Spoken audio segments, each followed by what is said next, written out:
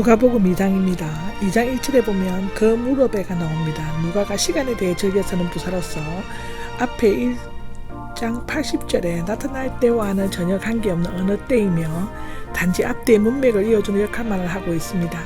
아구스도 황제, 로마의 첫 번째 황제이며 가장 위대한 황제로 평가되고 있습니다.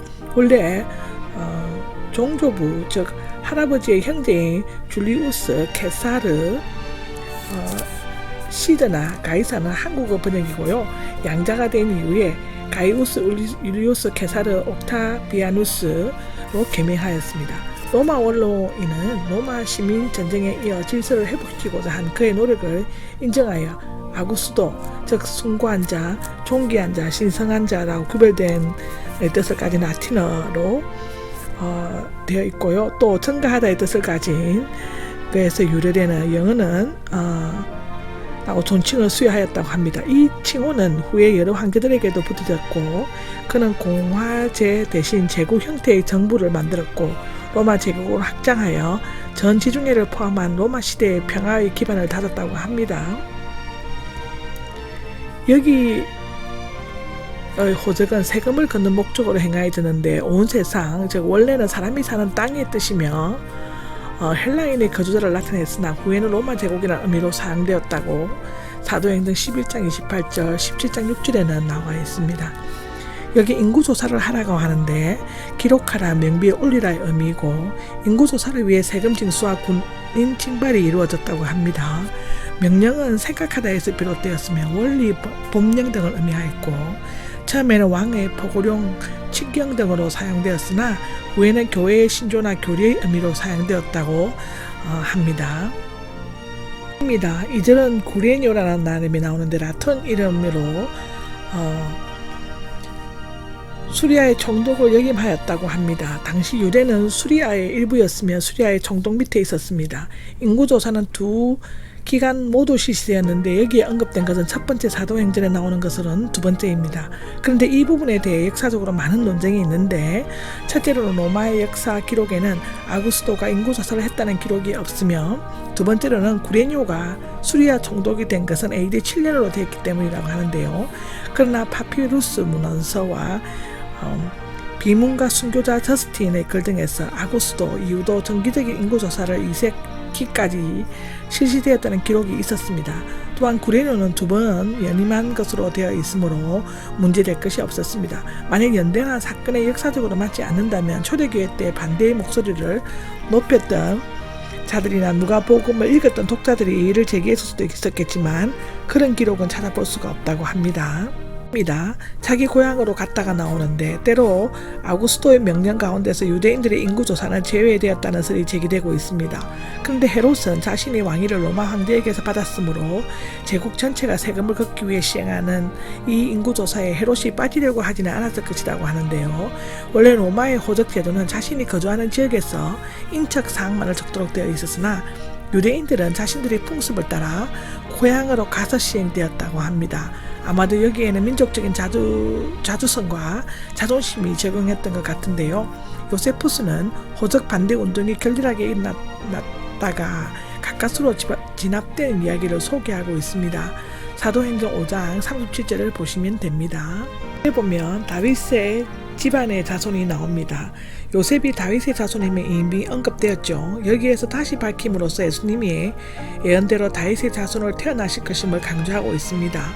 베들레헴은 떡집이라는 뜻이 있으며 예루살렘 서남쪽 8km, 나사렛에서 145km 걸어서 3일 거리에 떨어져 있다고 하는데요.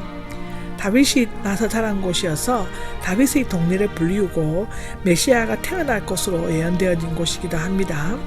여기 유대는 이스라엘의 남쪽 부분을 일컫는 로마의 명칭인데 이전에는 유다 왕국에 포함되어 있었다고 합니다. 5절입니다. 5절에는 야콘한이 나옵니다. 아내로 되어 있는 사본도 있고 마리아를 아내가 아닌 약혼자로 부르고 있는 것은 아들을 낳기까지 동침치 않았기 때문일 것이라고 마태복음 1장 25절은 말하고 있습니다. 마리아를 동행한 것이 의무적이었는지 자발적이었는지는 알 수 없는데 당시 로마법에 의하면 12살 이상의 여자는 인두세를 내어야 했지만 가장이 가족을 대신해 호적했기 때문에 굳이 함께 가야 할 필요는 없었다고 합니다. 아마도 다윗 가문에 속했으므로 호적에 이름을 올려야 했거나 요셉과 베들레헴을 사랑했거나 처녀 잉태로 주변의 비난을 의식했거나 아들을 낳을 때 요셉이 혜택 있기를 원했기 때문이라고 추측할 수는 있지만 무엇보다도 성령의 인도하심 때문이라고 단정할 수가 있다고 기록되어져 있습니다. 6절입니다. 6절은 낳을 때가 나오는데 임신은 기적적이었지만 출산과 성장 과정은 우리와 똑같았습니다. 이것은 예수님이 우리와 성정이 똑같으신 인간이셨음을 나타냅니다. 그는 참 하나님이시며 참 사람이셨다 했습니다. 이때가 정확히 언제인지는 알 수 없지만 서방교회에서는 주 336년 12월 25일에 처음으로 우리 주님의 탄생 기념제가 실시된 이후 지금까지 지켜져 오고 있습니다. 그 날짜는 분명히 황제 아울레리우스의 생일을 기념하는 로마인들의 축제에 즉 정복되지 않는 태양의 탄생에 맞서 선택되었는데요. 알렉산드리아와 동방교회에서는 예수님께서 요한에게 세례를 받으신 날과 탄생한 날이 같다고 믿었기 때문에 1월 6일을 탄생일로 생각하기도 합니다. 크리스마스라는 명칭은 서방 가톨릭이 그리스도의 탄생을 삼중의 탄생으로 하나님 아버지의 품에서 마리아의 몸에서 믿는 자들의 영혼에게 라는 삼중의 탄생이라고 하는데요. 기념하는 미사에서 유래되었다고 기록되어져 있습니다. 7절에 첫 아들이 나오는데 이것은 마리아가 계속해서 자녀를 낳았다는 것을 의미하지만 가톨릭 교회에서는 마리아의 영혼 처녀서를 주장하고 그를 하나님의 어머니, 하늘의 황후 등으로 높이고 경배하지만 하나님 외에는 그 누구도 경배의 대상이 될 수 없다는 출애굽기 20장 3절, 마태복음 4장 10절에 나와 있습니다. 마리아가 정상적으로 남편의 아이를 낳았다고 해서 예수님의 어머니로서의 품위와 존경스러움이 손상되지는 않습니다. 예수님이 인간의 육신을 입고 태어나면서 그 어머니는 완전한 인간이어야만 하였기 때문인데요. 마리아는 우리와 똑같은 죄인이며 단지 예수님을 잉태할 때 동정녀로서 도구 역할을 했을 뿐이라고 로마서 3장 23절에 나와 있습니다. 동생자는 그리스도께서 하나님에 대해 지니시는 관계요. 절대적인 자녀권을 나타내는데요. 요한복음 1장 14절, 3장 16절, 히브리서 12장 17절에도 나와 있습니다. 포대기의 사서가 나오는데 이곳과 12절에만 쓰이고 있습니다.